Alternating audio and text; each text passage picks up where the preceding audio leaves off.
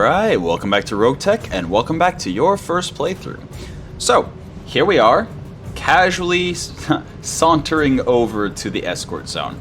Now, it is worth noting you don't need to put any of your units in the escort zone, you just have to have them close enough that the convoy is willing to drive into the escort zone. Now, the convoy units only need to be able to get in by one hex, but you definitely want to make sure that they're in a position where they can get the maximum possible evasion while still potentially being able to shoot at whatever enemies may drop. So we're going to position the MASH truck exactly here. It is going to be the first vehicle that we actually move into the evac point because it has no weapons, so even if it's facing the wrong direction, when it triggers the enemy reinforcements, it doesn't matter where it's facing, it just doesn't have weapons. So we are actually going to keep the MASH truck exactly there.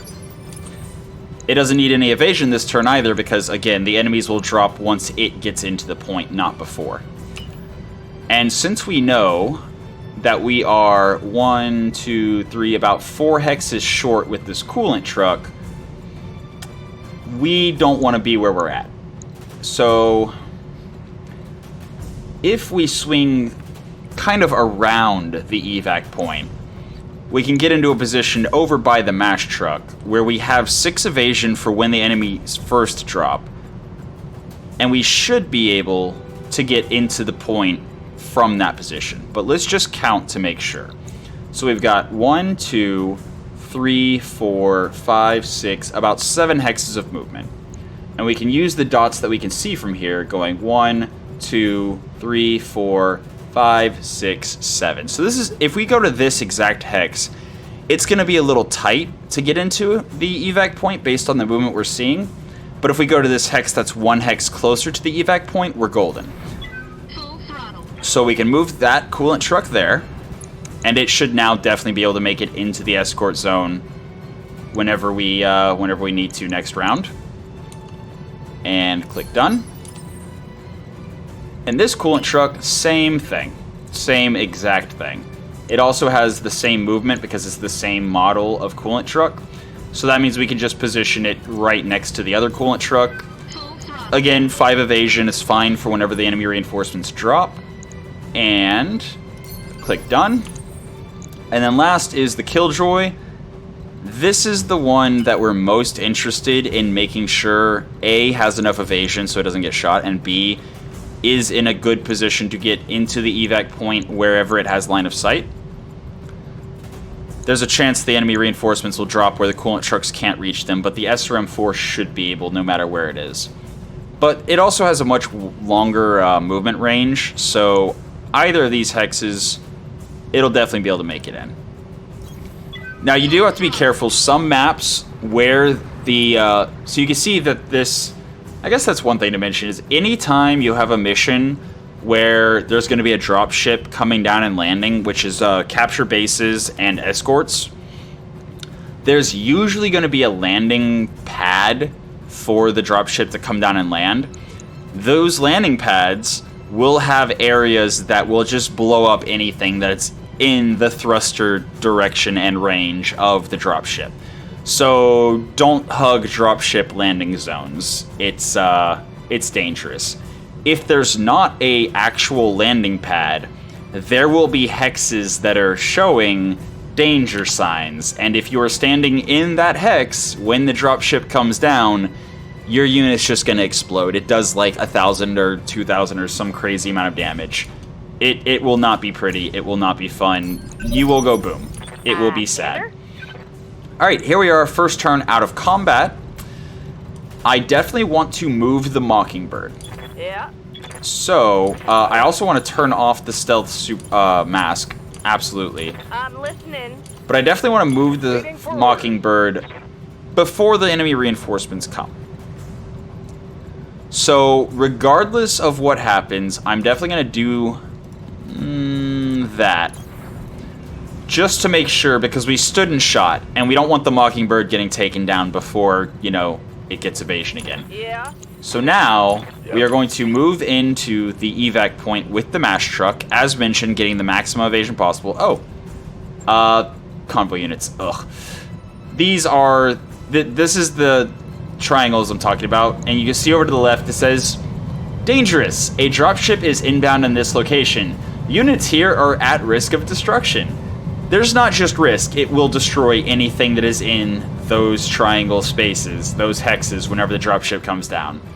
So don't be there. And I actually care more about having these in the proper position for the reinforcements than I do getting the extra 1 evasion with the mash trucks, so we're going to just do exactly that. And now, we've moved into the point. Here are the enemies. Hold this position. So, the package will be on its way soon. The dropship will arrive at the end of the round. Next round, the allies will get whisked away if they are all inside of the escort zone. But the cool thing about escort missions, when you're controlling the convoy, is you don't have to get in the escort zone with all of them until you're done destroying the enemy reinforcements if you decide to do so. And I'm seeing some interesting stuff here. So we have a large laser weapons carrier. Low armor, just a large laser, but it is still a large laser, so that's worth note. Scorpion, LRM, an LRM-10 and an LRM-5 with respectable armor. Not to mention, I think Scorpions are hover tanks, if I remember correctly. I'm pretty sure I don't see... Oh, I do see. Nope, it's tracked propulsion. Never mind. I mean, it's still interesting. It has deadfire ammo for its LRMs, so that's actually very scary. And a fire control missile range, so its LRMs are going to have longer max range and, I believe, shorter minimum range, so more effective just all around, all across the board. And we can't shoot yet because we did start this round out of combat. But we can try to get in position. Or we can just stay out of line of sight and try to get in position. So we can definitely move to this hex. You can also travel through the escort point to be on the other side of it, as long as you're within range of the 3 things, the same 3 factors. Within range of the other convoy units, within range of your units, and within range of the escort path. So yeah, I am actually going to just move around. Because they dropped on the other side of this ridge, I don't really have to worry about direct fire. But those LRMs can fire indirectly, so I still want like 4 evasion. Alright, mask is off on the Phoenix Hawk. The Phoenix Hawk doesn't have to stay within range of the path, so yeah, it's totally fine. Turning the mask off. But yeah, same thing. I'm going to move where they don't have line of sight. We have a ridge line protecting us. We're not in range of the dropship to destroy us. Because the dropship does come down immediately, whether or not all the escort units are in the evac point. And we're actually going to hug the ridge here to... And actually, we're just going to move Embrace. Just to control line of sight. And if the LRMs do fire indirectly... Yeah, it's fine.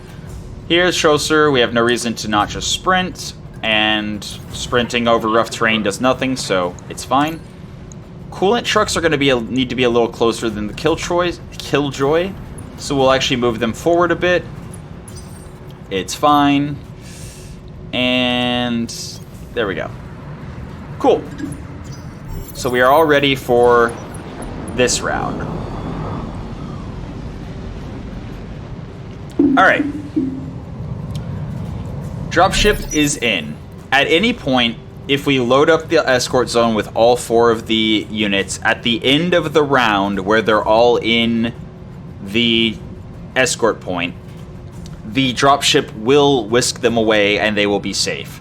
So we could have actually, we could at the end of this round have them scurry off and be guaranteed, as long as they don't get destroyed this round, be guaranteed the extra pay for all of them surviving. But again, we negotiated for maximum salvage, minimum payout. So I don't really care if they all survive. As long as one of them survives, we still complete the mission. And the MASH truck is already in the capture point. Once the escort vehicles are in the target point, you cannot move them any longer, which means if we don't have them leave by the end of this round, the MASH truck will have no evasion. So, that is the trade-off. You can keep the other vehicles that you didn't activate the point with around to help fight the enemies that dropped, if necessary, but whatever vehicle or vehicles you move into the escort zone, any round where you don't successfully get them all in the escort zone, at which point they're gone, every round after that, they will have no evasion. So, we're going to see how much damage we can do right now. The Urban Mech Lamb is going to get more evasion than just that 6 as soon as he moves, so I'd actually rather shoot at him while he has the 6 evasion. Especially since I'm going to be able to get 8 evasion and do so. Yeah, the large laser weapons carrier is scary, but, ooh, actually, before I activate Hellion, hold on. Mockingbird. Good to go. We are going to start with the Mockingbird, because we have bombs, and we don't want the bombs to, you know, accidentally stray over to our units and destroy us. So here we go. 10 evasion. Angled so that we're shooting at the Urban Mech Lamb. Ah, we can't shoot bombs at a lamb. Okay. In that case, we're going to shoot at... We can't shoot at the vehicle in the center because the line of sight is blocked. That's kind of unfortunate, actually. So, yeah, to use the bombs, I'm going to just fire on the other Urban Mech and hopefully get some work done. Direct hit. Not bad. I've got multiple weapons with no ammo. Not bad. So we had a very good clustering there. Oh yeah. Direct hit, Urban Mech's center torso is open. Now we're gonna move the stealth in. Actually, do I want to shoot the Urby Lamb in the side? 13.8 is, excuse me, 13.8 is what we're showing from the side shot. But getting closer is 16, yeah. That's just better. Sounds good. That's just better. We don't have to worry about melee. I don't know how they have changed melee for lambs, but I know they've done decent, significant changes to how lambs work. So that could potentially be a concern. However, for now, because this is towards the end of the mission, I'm actually going to use Vigilance here, which will give us higher initiative next round, as well as damage reduction. And we're still going to shoot at the Urby Lamb. His AMS intercepted nothing. We got some decent hits, and the Scorpion is going to ram us successfully instead of shooting us with its LRMs. It's okay, damage is light. So the good news is that's the weapon loadout I was most concerned about, because I'm pretty sure the LRM-5 is crit, and with Deadfire ammo, that's, I think, 7 damage per missile with Deadfire, which means 70 damage from the LRM-10 and another 35 from the LRM-5. Pretty scary, compared to just the 40 damage from the large laser. Hopefully we kill the Urby before it acts, but yeah, we did lose all of our evasion because we got knocked unsteady, and we did take a massive chunk of damage to our leg. Not ideal. Luckily he didn't travel too many hexes, so the damage was not as bad as it could have been. Not saying much, but yeah, there we go. And you can see based on the arc that is brightest, if we can get one more hex of distance, we'll be able to be in optimal range for our weapons. And having that on, I don't think actually matters.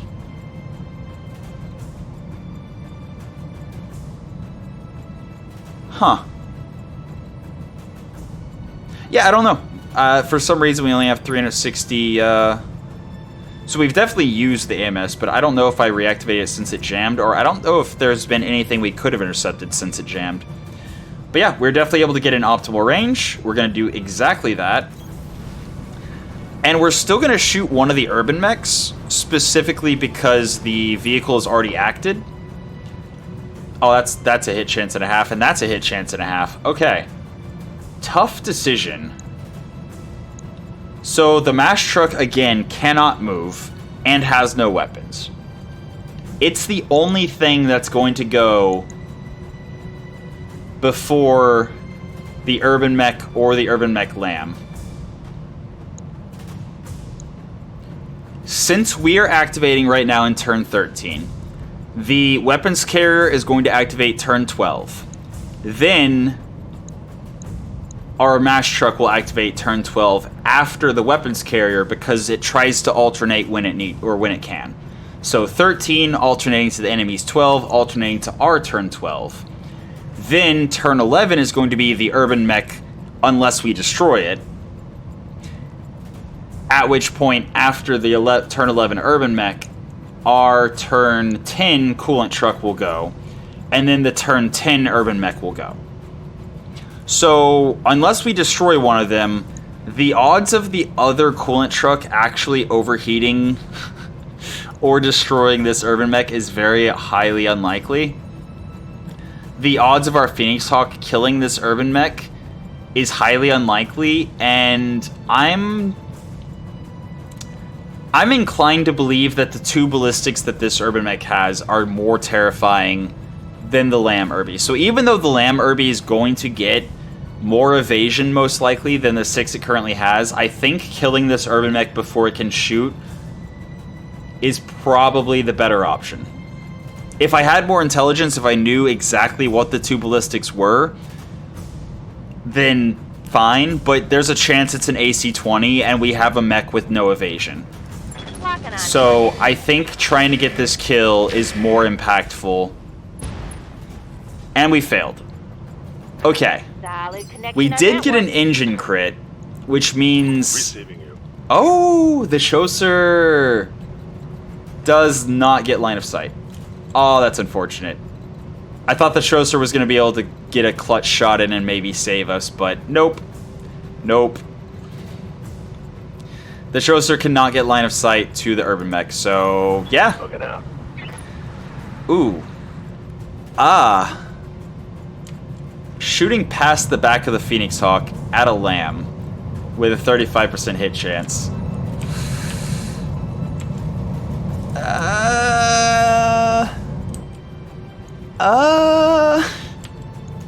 Roger. Okay. We did not get a stray shot, so it's fine. Completely fine. But yeah, like I said, the weapons carrier goes, then the mash truck goes. So weapons carrier fired. Doesn't even move, so no evasion on the weapons carrier. And then the mash truck, and you can see... You should wait at this point for extraction.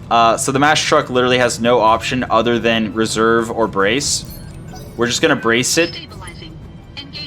So there's a chance. Okay. AC-5. Well, that weren't nothing. The auto... It's either an AC-5 or a rifle. It is not an AC-20. That's the important part. But now we only have the coolant truck, and the coolant truck cannot even get line of sight to, or get in range of the Irby. We are gonna... Ooh, do we reserve with it, actually? So, right now, it's initiative... expected phase 14-7.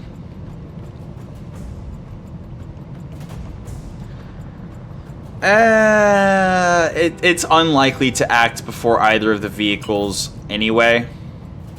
So I think we're going to reserve and see if the Urban Mech Lamb comes closer. Since we can't get a shot on it before it acts.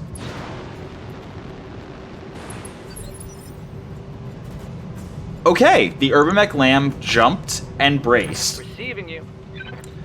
Locust, we have options. We have so many options. We have a weapons carrier that did not move. We have a Scorpion that did a ramming attack, so has no evasion. And we have an Urban Mech that's almost destroyed. The Irby is likely to have a lower initiative next round than the Scorpion. So I'm actually going to move and shoot the Scorpion for highest possible hit chance and maybe get an ammo explosion. Again, the Deadfire LRMs I'm actually quite scared of. And that's a hit chance and a half. Let's see how you like this. No ammo explosion. Unfortunate. Alright. I mean, honestly, I'm tempted to stand and shoot, except range increments.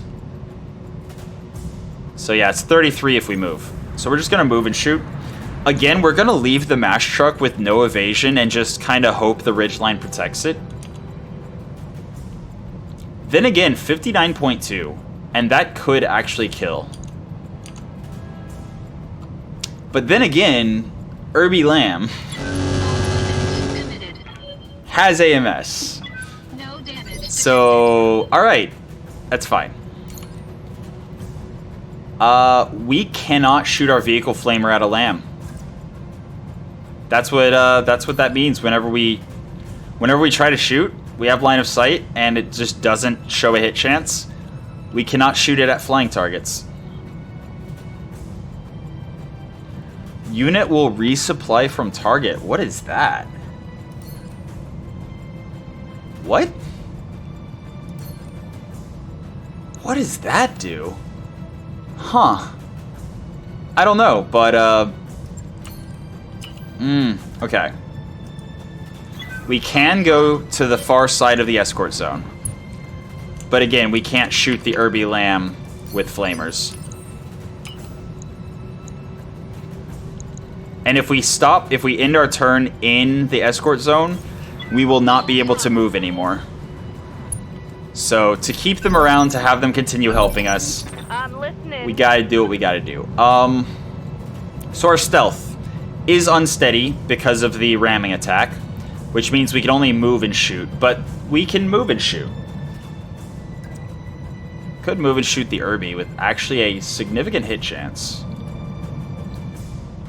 Now, if I had saved my Vigilance, if I had not used the Vigilance to reduce the damage we took from the shots and everything, I could have used it now before moving to stabilize, drop my stability damage, and sprint instead of just moving, because it removes the unsteady debuff.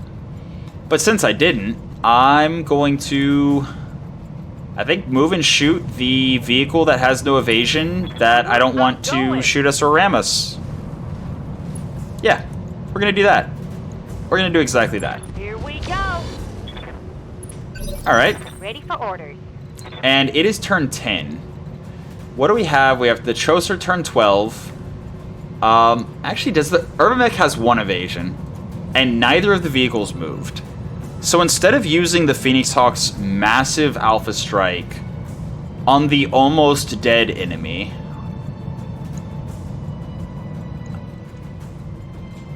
I think I'm actually going to pull back with the Phoenix Hawk and shoot the Lamb in the rear. In part because Pulse Laser, and also turning the mask off. The mask, okay, no, we don't need the mask. I was going to say the mask was the only reason we could shoot it in the rear. That would have been bad. Because then instead of just the 1 roll for the mask crit, we would have had to turn it back on, which would have rolled, and then moved, which would have rolled. But yeah, no, we're gonna just try to take down this Irby. It has more evasion than it's going to have any other time. But if we can open it up and then kill it with, for example... Ooh, actually the Mockingbird shooting it in the back is interesting, because part of the reason it's hard to hit Irbies is because they have a height advantage, just like a VTOL does. But shooting it with the VTOL negates that height advantage. So 54% is likely to be one of the best hit chances we can get on it. So yeah, we're going to do exactly that. Roger, Commander. I've got the shot. And not dead. Need something? Okay. I mean, the Locust has machine guns. Alright, real quick. We have the SRMs from the Killjoy, the autocannon and machine gun from the Chaucer, and the coolant trucks. The coolant trucks are going to act after the Scorpion. So if the machine gun from the Tracer and the SRMs from the Killjoy do not kill the Scorpion, it's going to get another turn. But we have a chance to kill with a crit and a pretty good hit chance for the Locust. So, yeah. Enemy effects +2, height difference +1. Here goes nothing. Okay, I saw the Phoenix Hawk get hit by the stray shot, and I heard the explosion, and I got very scared. I saw the Phoenix Hawk, like, rock forward. Yeah, we took 4 damage. Okay. Alright, that's fine. For orders. That's fine. I will take that.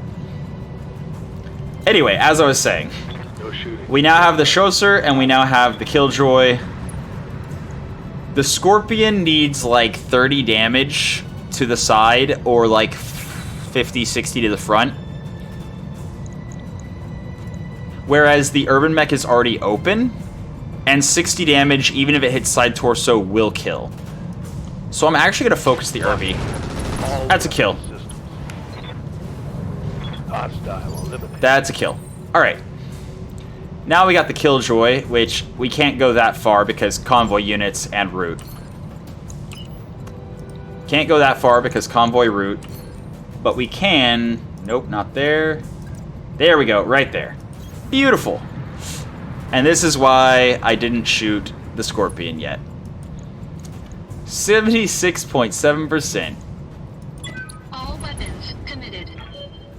Just shy of a kill. But we did crit its tracks, so it can't move very far. Turn 11, Weapons Carrier, is going to move this turn. So we did not take advantage of its 0 evasion when we had the chance. But that's fine. It tried a ram attack. It has no evasion. We're good. Okay. Yep. 8 damage each, not 7. So, fair enough. But it stood and shot, in part because its its treads were crit. Can we get in range? No, we cannot get in range to shoot the Scorpion with the coolant truck. But we should be able... the convoy route. That is so unfortunate. We are 1 hex away from being able to shoot the other vehicle with the coolant truck. Yeah, we can go right there. I'm sure if we could get to the hex the Locust is in, that would be close enough. But, alas, it is not to be. Actually, hold on. We can go back here, but then we're out of range. Yeah, so we either can't get line of sight, we're off the convoy route. That's rough. That is rough. What about here? No, too far that way, huh? Yeah, so there is no place that we can go. Unfortunate. I mean, that's fine. We'll just reposition and maybe... Oh, the mash truck. Yeah, the mash truck just needs to brace. Stabilizing. Engaging. And then distance from route. No distance from route, but not in range. No line of sight. Distance from route. Yeah. All right. Cool. That's unfortunate. All right. But you can see the SRM-4 has been very helpful. All right. So the stealth is gonna punch. And actually, hold on. Turn 13, turn 12. So it's the only unit that's gonna activate other than the mash truck before the LRM or the Scorpion. So we are going to absolutely punch the Scorpion in the side, shoot all the things, and it should die. Confirmed. It absolutely should die. Okay, miss on the punches. That's fine. We still shoot. Miss. There we go. No problem. Another one for the kill boy. And then there was one. Mash truck. Mash truck just kind of standing around. Hey there. Locust. I believe the Locust weapons are all in the... Nope, machine guns are on the side, are in the arms. I mean, we can still kick. It's just a large laser, he says, as he goes on another... Ooh, actually, hold on, no. Better than that. Better than that. So the only thing we might stray shot is the Chasseur. That's completely fine, honestly. Because we're going to move. On the move. And we're actually going to offensive push here. Offensive push gives you a targeted shot on the location of your choice and reduces their initiative for their next turn. So if they've already acted, the next round initiative will be reduced. But he hasn't acted yet, which means the initiative of the current round will be reduced. And yeah, there's less armor on the back, so there's a chance we kill with that. Target locked on enemy 6. And there we go. So he is now turn 6. Beautiful. And look at that hit chance. He has no evasion. That's beautiful. That should be a kill. Targeting enemy 6. Let's get fired up. There's work to do. And now, Enemy down. since we destroyed all the enemies, they can collect us right where we are. Mission successful. The entire convoy survived and helped us to the very end of the mission.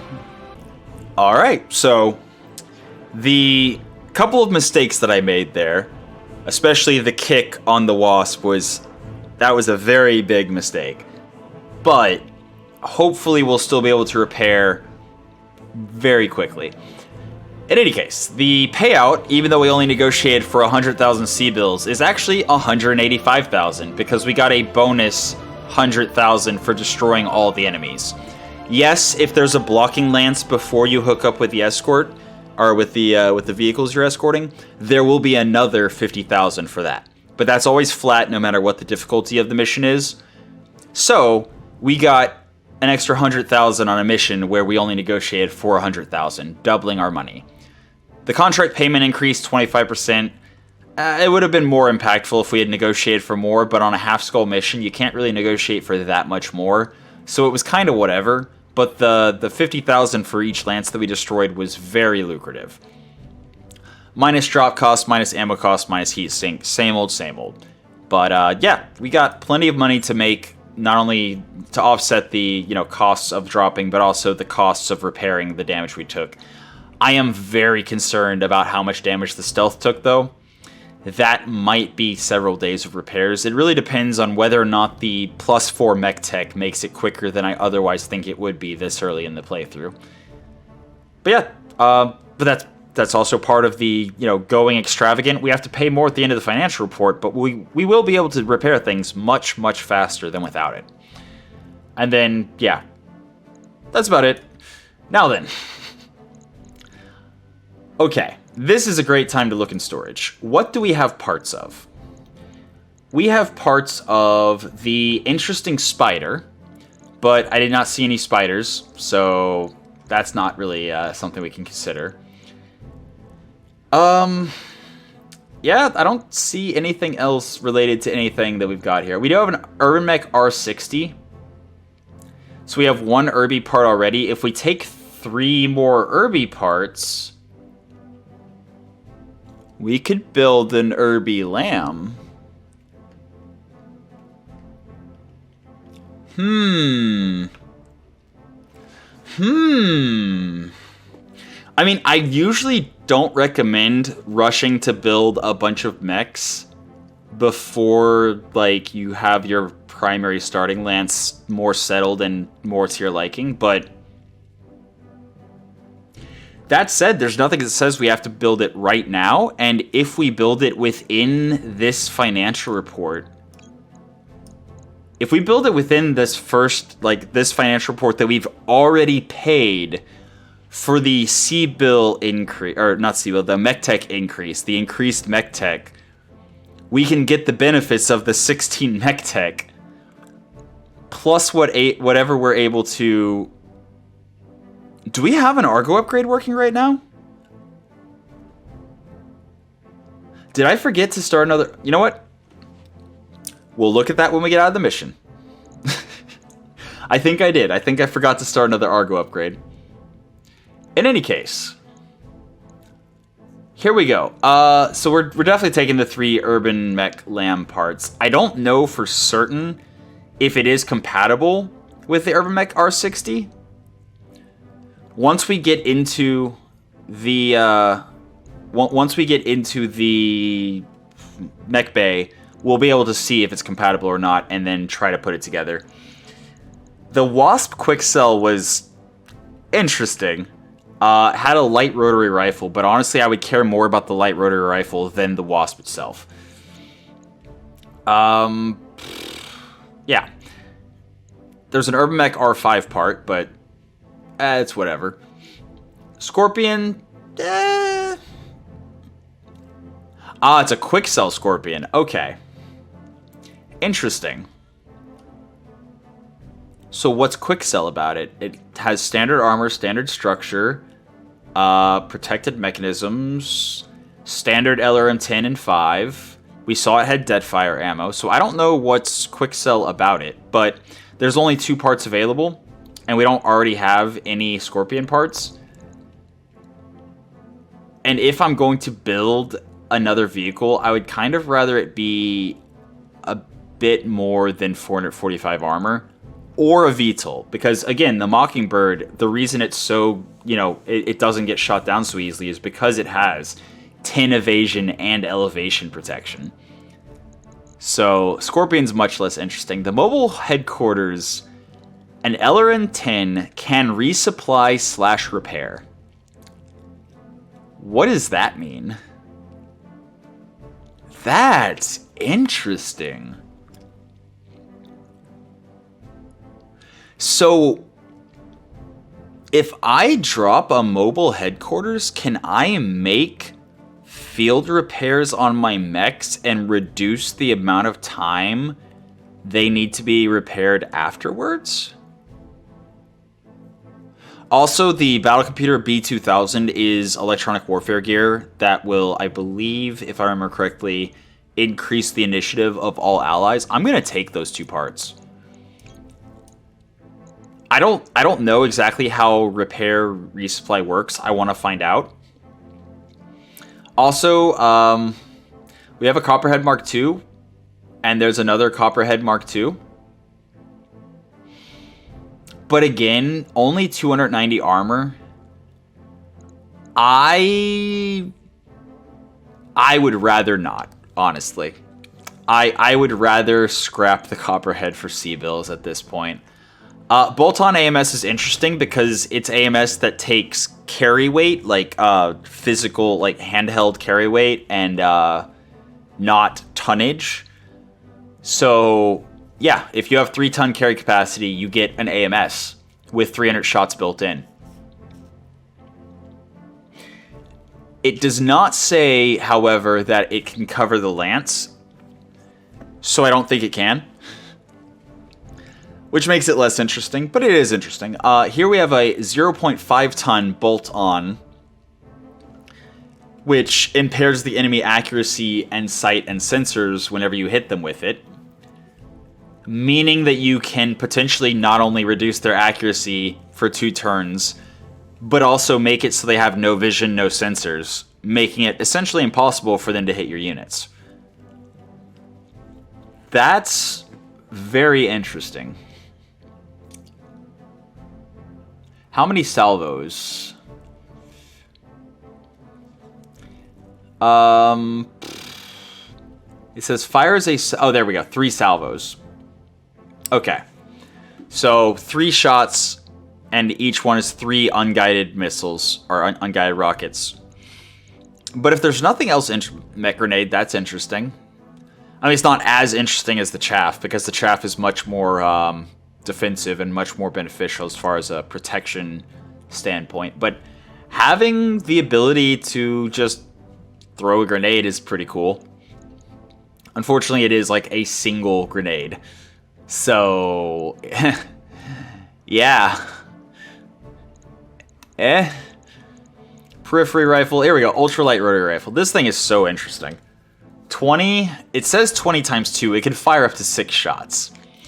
So it can do up to 120 damage, reduced by 25% against armor, but still very interesting. It's a very, very interesting weapon system, especially early on, because it only weighs 2 tons plus ammo. Yeah. Bulky Indo Steel is very interesting. It increases your structure points and reduces your weight in exchange for 22 slots. So if you don't have a whole lot going on other than, you know, you got a bunch of slots to use, it's actually pretty good. Compact actuators, quick sell, it's hilarious. -1 accuracy for arm-mounted weapons, -1 accuracy for punch attack and physical melee weapon attack, -10% for the same damage, and harder to stand up. But it weighs 0 tons, which means you save the ton of the actuators that it replaces. I'm not going to take it, but it is interesting. It's one of those quirky little quick sell things that it's not technically bad, but it's not technically good either. It just saves you a small amount of tonnage in exchange for not really having a use for your arms. Other than, I guess, coolant. Like, you could put heat sinks in your arms, and it wouldn't have any, you know, downside to that. But, again, if you don't have weapons in your arms, you kind of want to punch. And if you are punching with compact actuators, you have reduced hit chance and reduced damage. So, we have engine cores, not a big deal. Engine fuel cell, 250,000 C-bills, it's not nothing. The quick cell engine heat sink removal is funny. So, just using the 160 core as an example. So normally, the engine core 160 has 4 external heat sinks required, meaning it has 6 built-in heat sinks. What engine heatsink removal does is it removes those built-in heat sinks. So this 160 core, with the engine heatsink removal -4, would need 8 external heat sinks. But because of that, you would save a full ton, because the -5 tons would be offset by the 4 tons of external heat sinks. So it saves you tonnage. And it actually is just kind of interesting. I might pick that actually, because that could save us a ton on one of our lighter mechs. And it's really hard to save tonnage on like a lighter mech, especially one like the Locust. But that's just instantly a pick. That's an instant pick. There's also the lamb parts actually. Okay, so the reason this is an instant pickup is for 0 tonnage, does not cost any tonnage, just gives whatever mech we put it in +1 defense.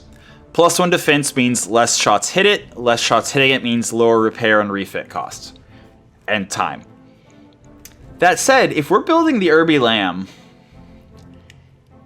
if any of these are not intact, we need them. It's not I would want them for the Lamb. I would need them.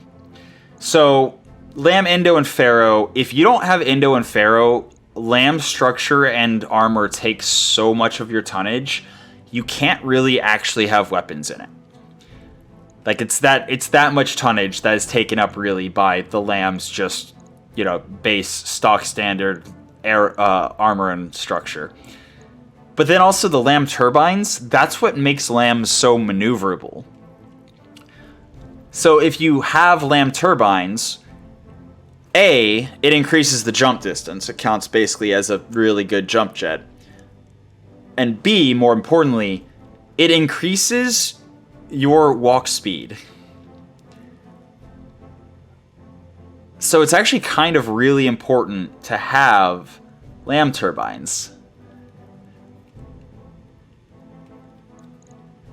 And as interesting as it is that the mobile HQ can resupply and repair, we only get we only get 2 parts. 2 parts are not worth taking because we would need a full additional 2 parts to ever build it. And we might not run into another one for a long time, if at all. The question here is, do I go for the extra LAM movement? I think I do. I think the LAM mobility is more important than saving tonnage.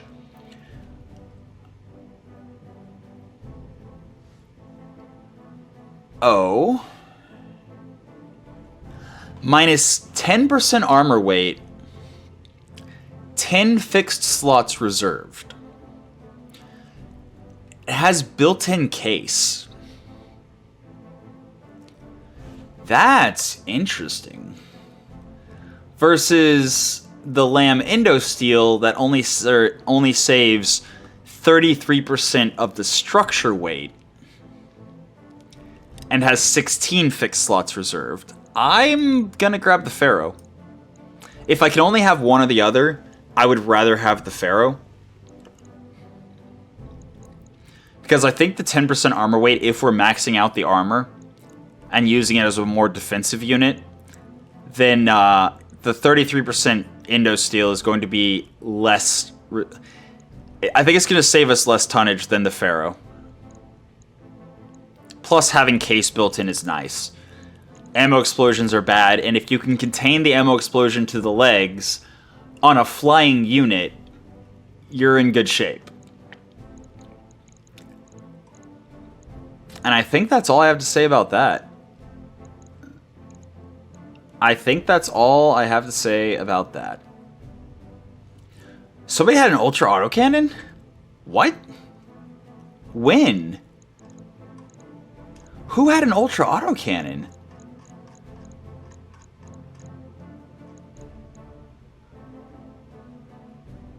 Who had an ultra autocannon 5? Which, by the way, is an amazing weapon system. 9 tons and 2 shots per round of 45 damage each. It's not bad at all. Very high stability damage. It's good. It's very good. That said, we're getting so much good stuff. I'm just gonna confirm here. And what do we get? We got the 2 copperhead parts, so we can actually build one of the 2 copperheads now.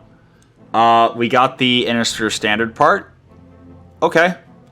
I would not be opposed to building a battle armor at some point. We got one of the Mobile HQ parts. Cool. Both Scorpion parts. And this is part of the reason why I went all in on the salvage, is we have so little, we're getting so much. Like, yeah, it's just a Copperhead Mark II. It only has 290 armor, but we only have 2 vehicles right now. So having a 3rd vehicle might be useful. And then just the random weapons and equipment. Oh wow, we got 3 parts of the weapons carrier. I'm not interested in a large laser weapons carrier because it's literally 1 weapon hit or miss. But if we can use those to combine with a SRM weapons carrier, for example, that's much more interesting. Because weapons carriers, you might only get 1 Alpha Strike before they get destroyed. And so you kind of want that Alpha Strike to be very impactful. A single large laser, not super impactful. But yeah, once we see a weapons carrier that is not a single large laser, I'll point it out. So we got a random LRM-10. Cool, we didn't have any. Quick Cell Machine Gun. Always fires 6 shots. High recoil and jam chance. But they come with ammo. 12 salvos. So you are always going to have exactly 12 shots with the Quick Cell Machine Gun. But those 12 shots at times 6 are built into the tonnage requirement. So it's half a ton for 12 shots at times 6. It's not bad, it's just weird. Not to mention, since it's always firing times 6, it's going to jam a lot. It's going to have a lot of recoil. So the odds of you actually using all 12 salvos in any given mission is pretty low. We got the ultralight rotary rifle. Did we get periphery ammo? No, we did not. So we're going to need periphery rifle ammo to use it. But I will absolutely throw that thing into something. Something like the Locust, actually. Because we could replace the 2 machine gun... No. machine guns are each half bin, or half a ton, and the ammo is half a ton, so it's only 1.5. We would need 3 tons to be able to run the ultralight rotary rifle with a bin of ammo. In any case, I'm very interested in it. I will absolutely run it at some point. Duralast Quick Cell Armor is actually super interesting because it gives you damage reduction. Just straight off the top, 5% damage reduction. Which is actually really amazing. It does make your armor weigh 20% more, but that's fine if you're putting it on a mech that's going to be moving slow. Because the tonnage you save from the engine core being lower is more than made up for, more than makes up for the plus 20% armor weight. And just reducing all damage you take on a slow mech by 5% is really, really nice. So I'm actually happy to have it. Also, the through armor crit immunity is, yeah, it's nice. It's just nice. You get hit by tandem rockets, you just don't care because you can't take damage until your structure cannot take damage until your armor is depleted. So that's cool. That's cool. We got some engine cores. Always nice to have random engine cores.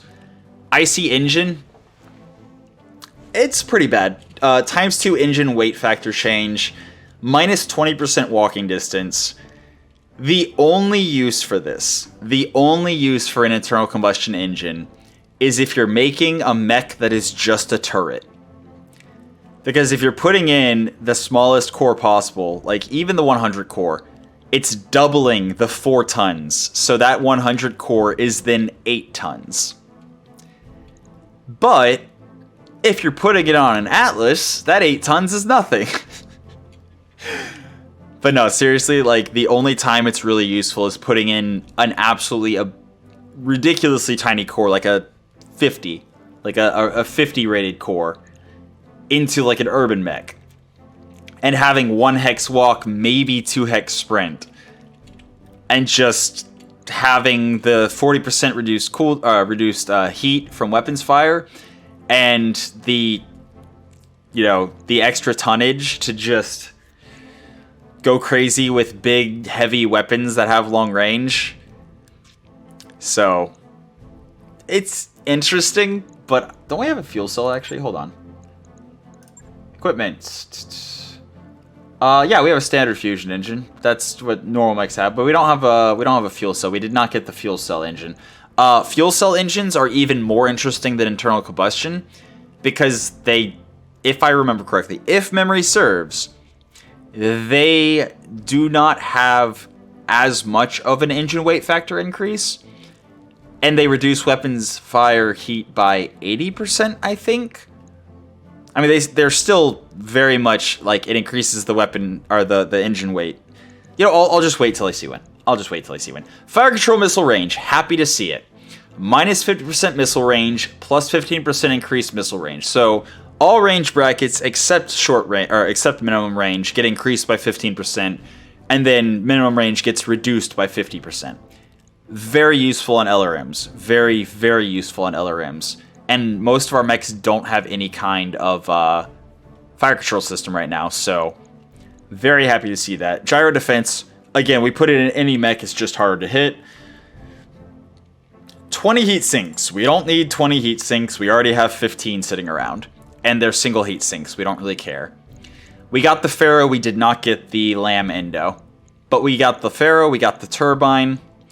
We don't need another standard fusion engine. As I said when I kept the last one, you only really need 1 for if you build a primitive mech. And then after you build the primitive mech, you obviously could pick up another one to be able to build a future primitive mech. But since we already have one, I'll drop that. Another 52,000. Remember, each increment that we could have increased our pay by was about that much. And we got that with 1 random salvage. So, on lower rated missions especially, it's kind of hard to not go for more salvage just in case you see cool stuff. And then here we have just standard structure. We already have 2 standard structures, so we're going to scrap those for another 10,000 C-bills. And that is a heck of a haul for a half-skull mission. Alright, so our total repair cost is 13,000. I wasn't expecting it to be too bad. But 5 days is what it says. Oof. Yeah, the stealth took 4 days worth of damage. Okay, the bushwhacker wasn't going to be ready for 3 days anyway. Alright. That's rough. That's rough. Okay. Honestly,